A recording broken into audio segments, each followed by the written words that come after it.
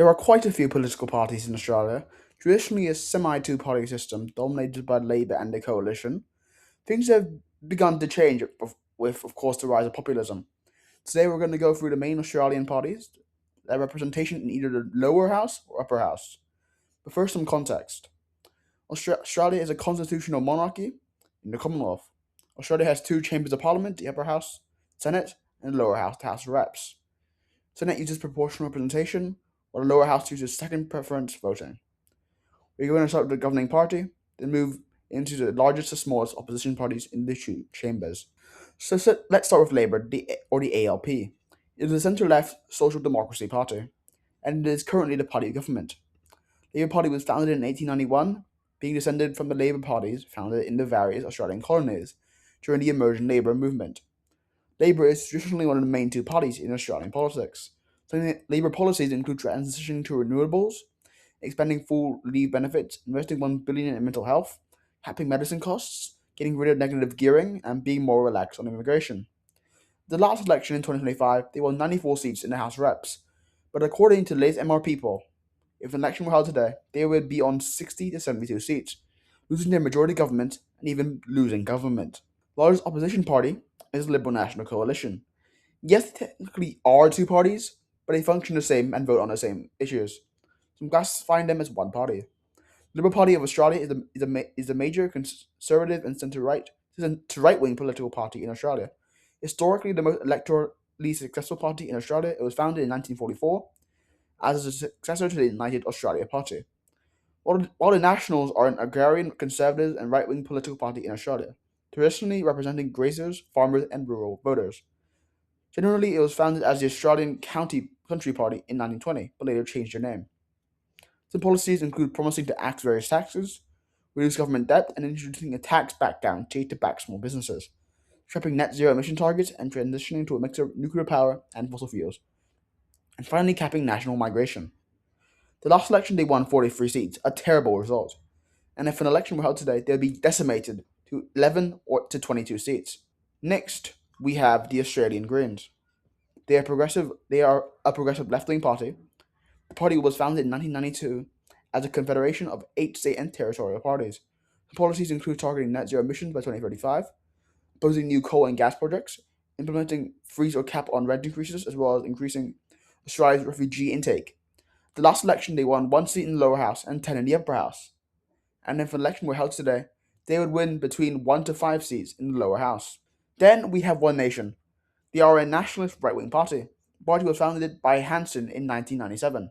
Some policies including capping permanent and temporary migration visas at a total of 130,000 a year, support 75,000 classified illegal immigrants, halve the excise tax for 3 years and pause the GST on building materials for new residential homes, as well as rejecting multiculturalism in favor of a monocultural framework.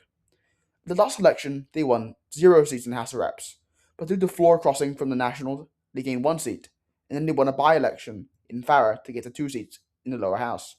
If an election were held today, they would be expected to win between 53 to 66 seats and could even form government with support from the coalition. And now we move on to the minor parties that are either in the House of Reps or the Senate. There are quite a few minor parties, so let's get into it. First minor party, we have Community Strong Australia, the newest party on this list.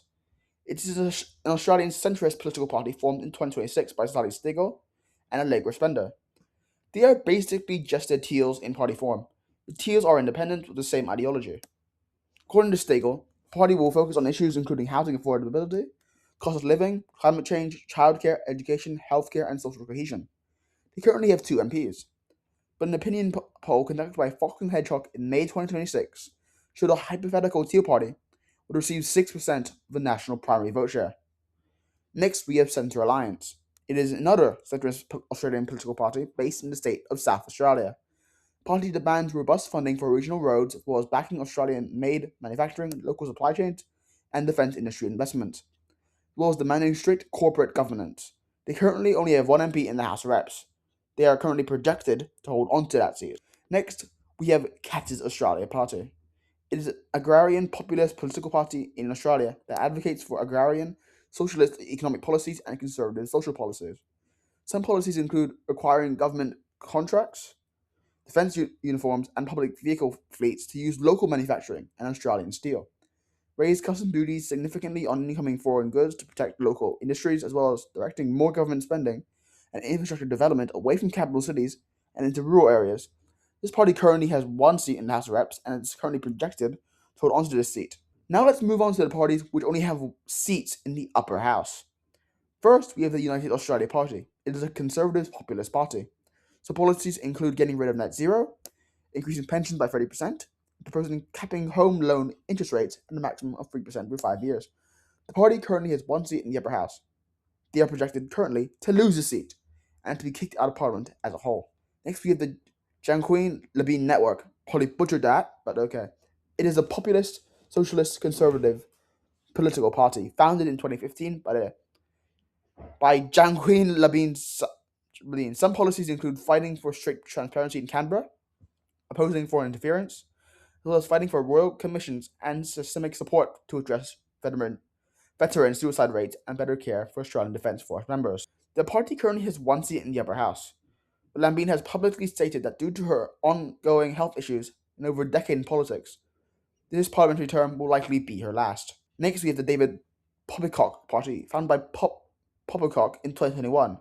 It is for anti-corruption and is socially progressive. The party advocates for stronger emission reduction targets as well as championing tighter control on political donations. It currently has one seat in the upper house, and he is projected to hold on to this seat. And finally, last one, we have Australia's Voice.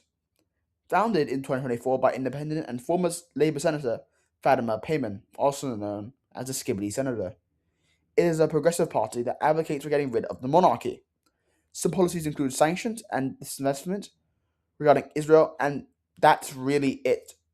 Doesn't have that many policies. It currently has one seat in the upper house, and the so-called Skibidi Senator is expected to lose her seat. Thanks for watching, like and subscribe, and I'll do a video like this on other countries next.